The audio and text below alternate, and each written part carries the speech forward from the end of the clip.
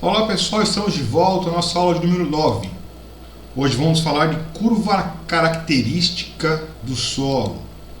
Bom, antes de falar da curva, vamos falar dos tensiômetros, que são aparelhos que medem a tensão que a água do solo se encontra.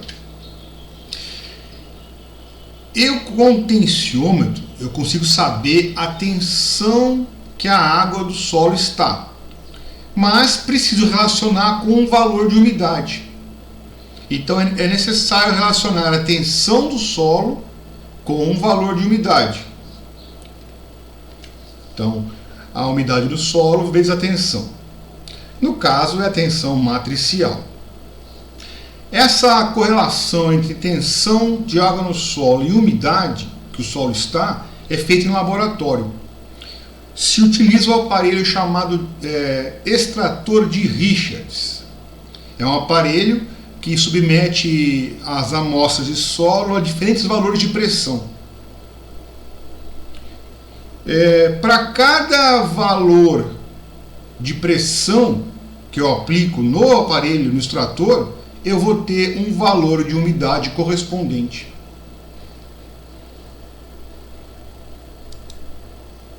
Então esse aqui à esquerda é o extrator de Richards e à direita temos o tensiômetro. O tensiômetro vai só informar a tensão. Com as informações do extrator de Richards eu consigo saber qual é a umidade do solo. Bom, a pressão que se aplica no aparelho, que é feito em laboratório, o aparelho aplica uma pressão numa amostra de solo, ela corresponde a um igual valor de tensão, apenas com o sinal inverso. De posse dos valores de pressão e umidade, eu consigo traçar um gráfico. É um gráfico semilogarítmico. Esse gráfico é o que nós chamamos de curva característica do solo, ou curva de retenção de água no solo. Para cada solo eu tenho um gráfico.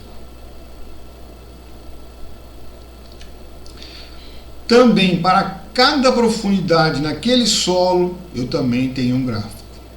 Então, conforme o tipo de solo e a profundidade que se encontra a amostra, eu vou ter um gráfico diferente. Ele vai relacionar os valores de umidade e tensão. A leitura que eu faço no tensiômetro, eu vou chegar com ela no gráfico e olhar qual é a umidade correspondente. Temos aqui então a curva de retenção. Temos a tensão de um lado e a umidade de outro. Esse é o formato da curva de retenção de água no solo. Para cada profundidade eu tenho um valor diferente de curva. Bom, se a gente mede a tensão de água, conseguimos determinar a umidade no solo, usando a correlação com a curva de retenção. Nessa curva também são informados dois parâmetros muito importantes, que são a capacidade de campo e o ponto de murcha permanente. São valores importantes que eu vou utilizar para se determinar a lâmina de irrigação. Um fator que afeta muito a curva de retenção é a textura do solo. Bom, os solos mais arenosos eles possuem poros maiores. Esses poros se esvaziam para valores menores de sucção e permanecem apenas uma pequena quantidade de água no solo. Já os solos mais argilosos retêm mais água para os mesmos valores de sucção, pois parte dessa água ela está absorvida. Isso aumenta, com isso, aumentando a sucção, o conteúdo do solo, de água no solo, sofre um decréscimo gradual.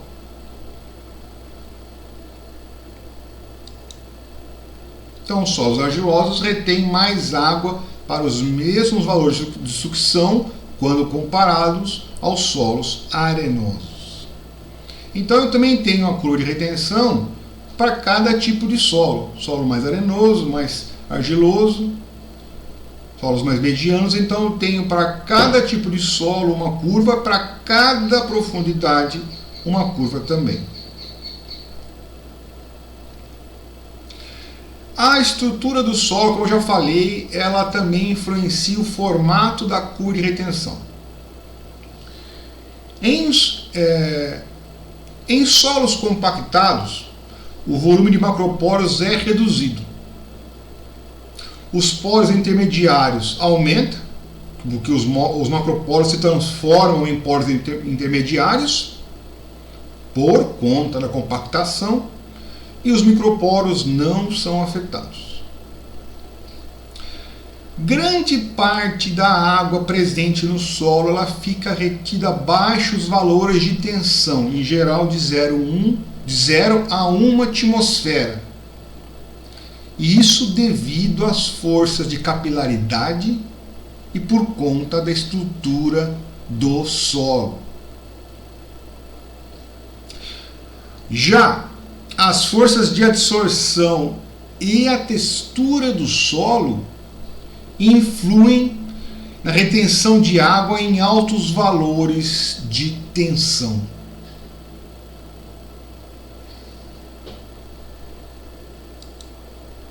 Bom, a metodologia para obter a curva de retenção. Quais são os equipamentos necessários? Temos os anéis coletores cilíndricos de metal, o trado para amostras indeformadas, o aparelho extrator de Richards, uma estufa de circulação forçada e a balança de precisão. Qual é a metodologia? Então, é feita a coleta das amostras indeformadas com os anéis cilíndricos, na profundidade que eu desejo se determinar a umidade e a tensão. Esses anéis cilíndricos vão me permitir coletar amostras sem afetar a estrutura do solo. Então, se é uma amostra em mais profundidade, eu cavo um perfil no solo, uma trincheira, e coloco o anel na profundidade de interesse que eu tenho de fazer a determinação. Então eu coloco o anel, cravo esse anel na profundidade que eu desejo e depois vou retirar esse anel com muito cuidado para não destruir a amostra que está em seu interior.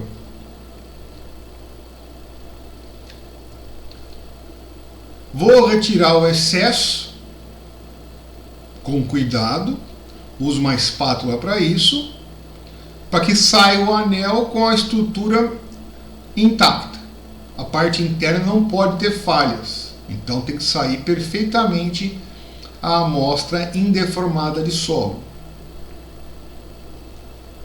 Bom, depois que eu retirei o excesso de solo das bordas, eu vou colocar um tecido poroso na parte de baixo do anel e prender esse tecido no corpo do anel. Isso vai ter um motivo para isso. Qual é? Vou colocar os anéis cilíndricos que possuem a amostra de solo indeformada dentro do recipiente com água destilada até a borda do anel. Para quê? Essa amostra vai ficar saturando por pelo menos 24 horas. Então o nível de água tem que chegar na borda, não pode ultrapassar os anéis. A função do tecido poroso é não deixar essa amostra sair do anel, essa amostra escorregar ou desmanchar com a saturação. Então o tecido poroso vai proteger a parte de baixo do anel na hora que eu tirar ele da água. Deixo lá o anel na água com o tecido poroso embaixo com água até a borda, sem transbordar, por 24 horas. Para deixar a amostra totalmente saturada. Bom, depois eu vou pesar as amostras saturadas para saber qual a quantidade de água que tinha na amostra com ela saturada. Então eu vou determinar a massa úmida dessa amostra sob condição de saturação. Feito isso, após determinar a massa na condição de saturação, vou pegar essas amostras que estão nos anéis e vou colocar na câmara de pressão do extrator de Richards. Elas vão ser colocadas sobre uma placa porosa, por onde a água vai ser drenada depois, tem uma saidinha, uma mangueira de dreno. Essa água vai ser depois expulsa da amostra. Então o anel saturado, depois do peso determinado da massa, coloco no anel em cima da placa porosa, aonde vai ser feita a drenagem dessa amostra. E depois eu fecho a câmara de pressão. Então estão aqui os anéis já saturados. Eles vão ser o pano poroso por baixo, o tecido poroso, para que a amostra não desmanche a hora que eu retirar ela da água que ela ficou por 24 horas.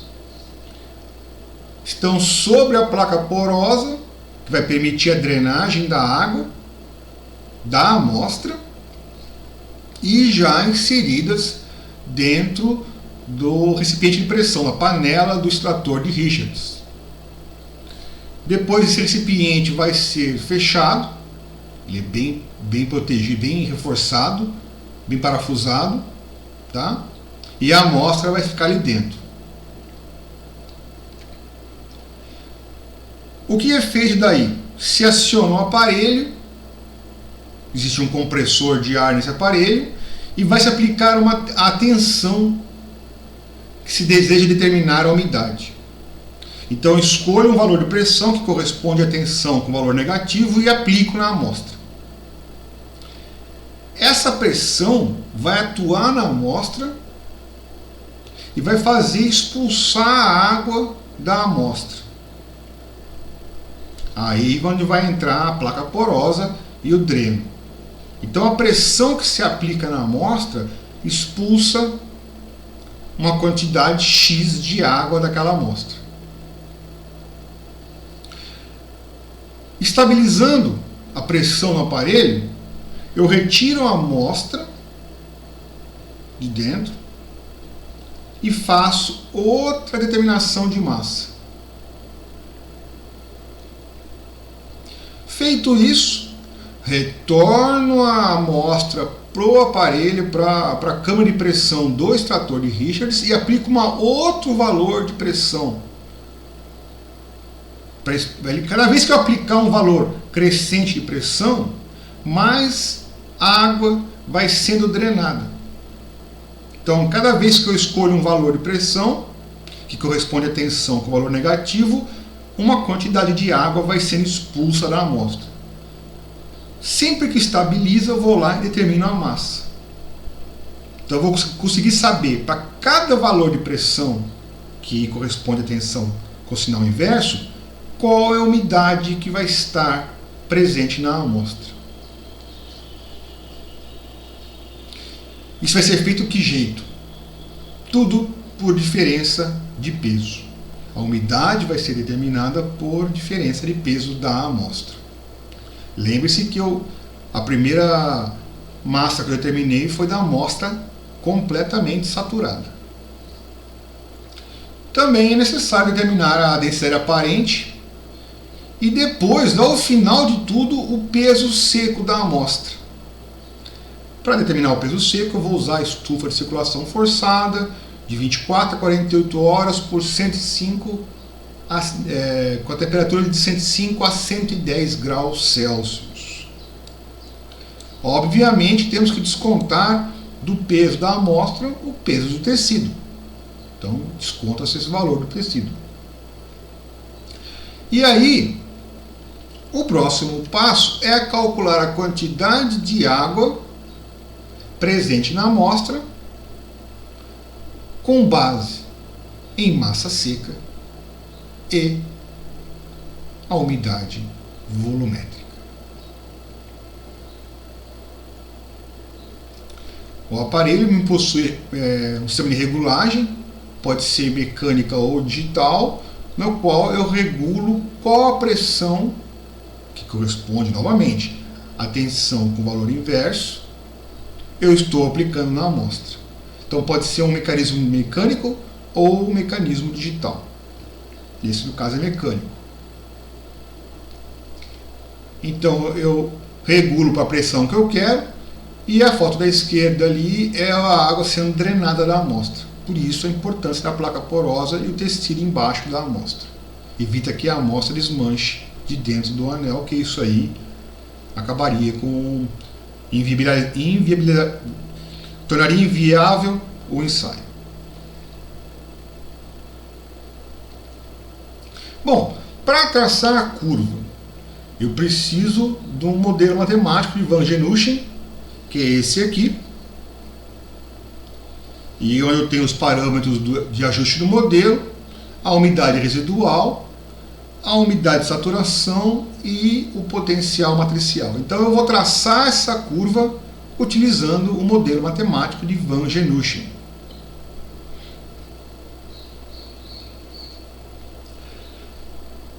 Eu vou ter então uma curva, como já explicamos, que vai correlacionar para cada valor de tensão um valor de umidade que foi daquela amostra que foi inserida no aparelho, para cada tipo de solo e para cada profundidade de interesse.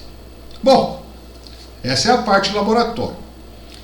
E aí vamos precisar agora conhecer a tensiometria, que é a parte de campo. O tensiômetro é o aparelho que tem a função de medir a tensão matricial de água no solo. Então, o tensiômetro determina a tensão matricial do solo. Com a curva, eu correlaciono e sei a umidade que o solo se encontra. Então, ele faz a leitura indireta da porcentagem de água do solo. Por que indireta? Porque eu preciso da curva de retenção. Como ele é constituído, o tensiômetro? Ele é constituído por um tubo de PVC, uma cápsula cerâmica porosa, um tubo de acrílico, uma tampinha de borracha vedante e um tensímetro, se for um tensiômetro de punção, no qual eu venho, insiro o tensímetro e faço a leitura. Se o aparelho já tiver o medidor de tensão acoplado, ele é um tensiômetro vacuômetro. Se tem o medidor de tensão acoplado, é tensiômetro vacuômetro. Se eu tenho que inserir o medidor de tensão, é um tensiômetro de punção. Tá?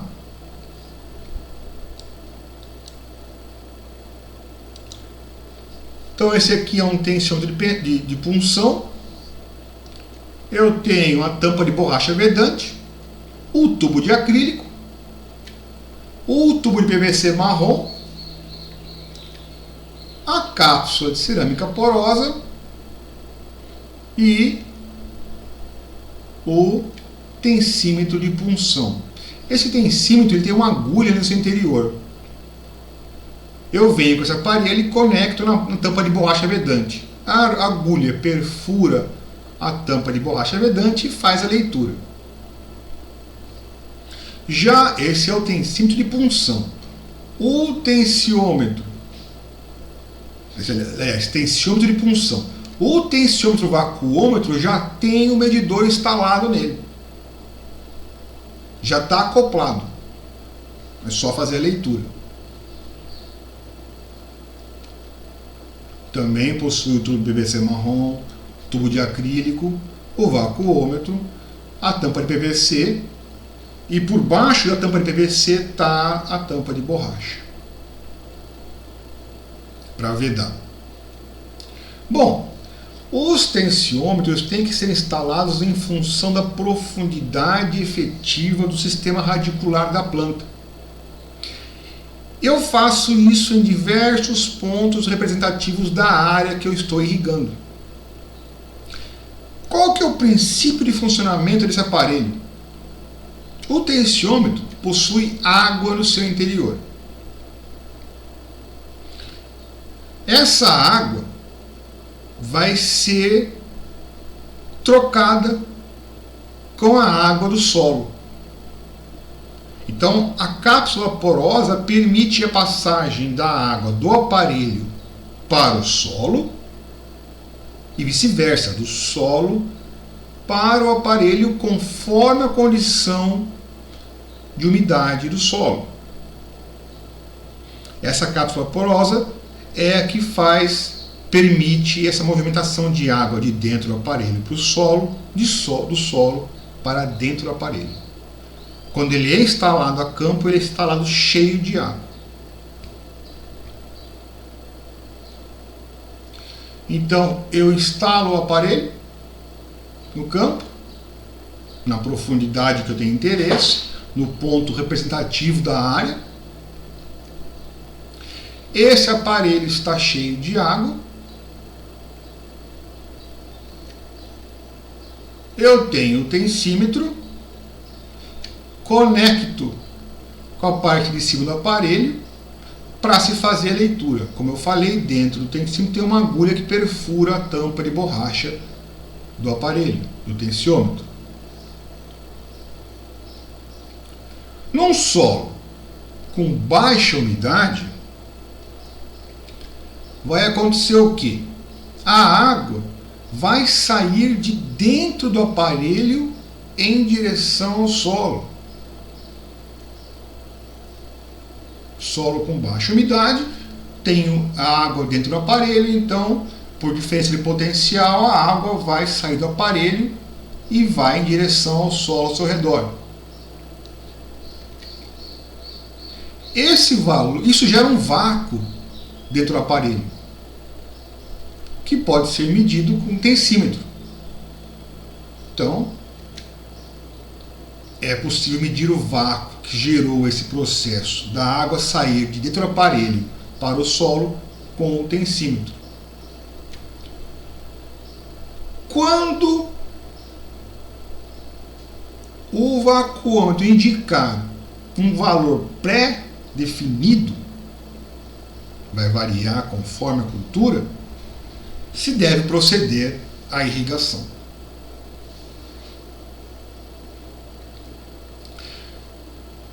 Vamos supor daí que o solo é irrigado e ele entra em capacidade de campo, a condição ótima de umidade.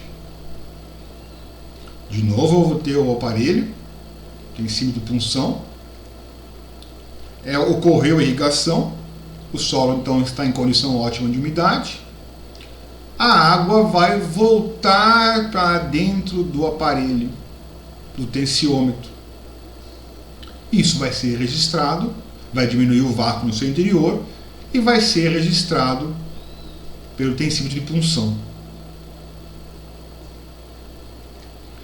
Esse processo vai se repetir várias e várias vezes durante o ciclo da cultura. Sempre que o tensímetro de punção ou o vacômetro indicar o momento de irrigar, procede-se a irrigação.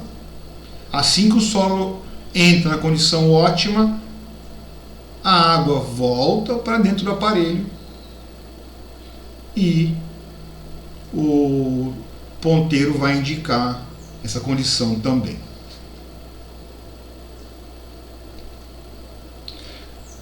Infelizmente, o tensiômetro, a tensiometria, tem limitações técnicas. Quais são?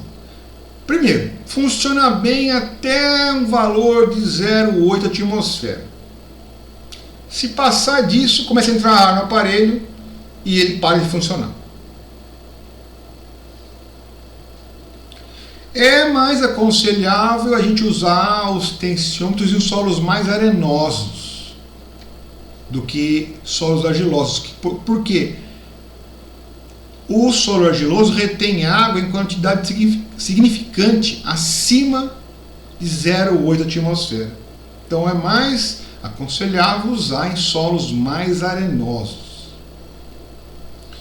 E esse aparelho, infelizmente, possui um atraso real entre a leitura que ele indica e a variação de umidade do solo. Essa leitura pode ser de algumas horas e pode chegar a dias. Então, pode acontecer da leitura ter esse atraso. Por isso, pensando nisso, que é importante fazer um procedimento logo no início, que é calibrar esse aparelho, verificar como ele está funcionando, fazer uma comparação com outro método e ver como ele está funcionando, se é necessário fazer um ajuste na leitura em função desse atraso. Então é necessário, sempre que for utilizar o tensiômetro, fazer uma calibragem dele pensando nas condições locais do solo. Como nós falamos já, pode ocorrer essa defasagem na leitura do aparelho. Um outro probleminha é que o potencial osmótico do solo pode influenciar a leitura. Então, o aparelho apresenta certas limitações. Tá? Qual a metodologia para a tensiometria? São necessários os seguintes equipamentos: o tensiômetro, o tensímetro, se for o de punção, e um trado. O trado, para instalar o aparelho, tem que ter o mesmo diâmetro do tubo de PVC, para não ter folga. Ele tem que instalar bem justinho no solo. Antes de levar o aparelho a campo, eu tenho que fazer algumas verificações. Primeiro, eu uso um compressor de ar para verificar se não está tendo pequenas fissuras ou trincas ou falhas no tubo de PVC ou na placa ou na cápsula porosa. Então eu submeto o compressor no aparelho e vejo se não tem nenhum ponto de escape, de vazamento. Se tiver, o aparelho não vai funcionar. Tem que ser o único ponto a cápsula porosa que vai permitir a passagem de água. Se há alguma falha na montagem do aparelho, pode ter uma fissura e ali já deixar de funcionar o aparelho no campo. Então isso eu faço esse teste antes. E antes de instalar a campo, eu deixo o tensiômetro submerso em água por pelo menos 24 horas antes da instalação. Qual o objetivo de deixar o aparelho? Mas não ele inteiro. A cápsula porosa tem que ficar submersa. Então, a intenção é o que? Saturar a cápsula porosa. Deixa ela submersa em água por pelo menos 24 horas antes de se instalar em campo. Então, com o compressor eu testo, usando a própria água, ver se não escapa ar por algum local. Depois de ter feito o teste com o compressor, deixo os tensiômetros imersos em água para a cápsula saturar antes de instalar, 24 horas antes da instalação a campo. Bom, no campo vou usar o trado e vou perfurar até a profundidade que eu desejo determinar a tensão matricial e depois correlacionar com a umidade. Feito isso, eu instalo o tensiômetro, insiro ele no buraco, no furo, e é interessante você colocar terra ao redor do aparelho. Ou então um pedacinho de câmara de pneu com um furo para proteger o ponto de contato do aparelho com o solo. para evitar que a água da chuva ou da irrigação desça pela parede externa do tensiômetro e influencie a leitura. Então, dá para juntar um pouco de terra, um montinho de terra ao redor do aparelho para impedir que essa água desça e comprometa a leitura. Então, eu tenho o local que eu desejo determinar a umidade, observando com a leitura da tensão. Faço o furo. É interessante pôr um pouquinho de terra no fundo, terra seca, soltinha, para o aparelho encaixar perfeitamente, sem folga. É importante que a cápsula porosa esteja perfeitamente encaixada no solo. Insiro o tensiômetro e junto terra ao redor, para evitar que a água da chuva ou da irrigação desça e comprometa a leitura.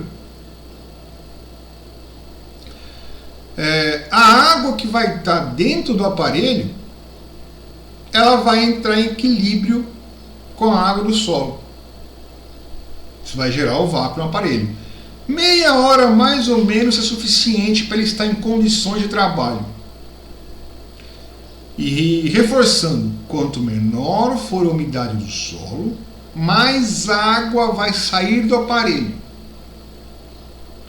E isso vai aumentar o valor indicado pelo vacuômetro ou pelo tensímetro, dependendo do tipo de tensiômetro que eu estou usando.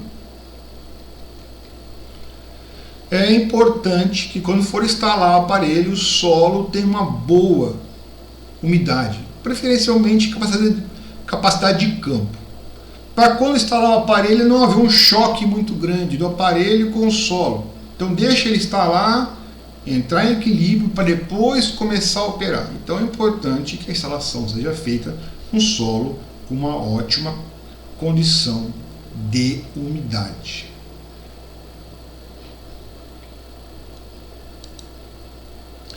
Bom,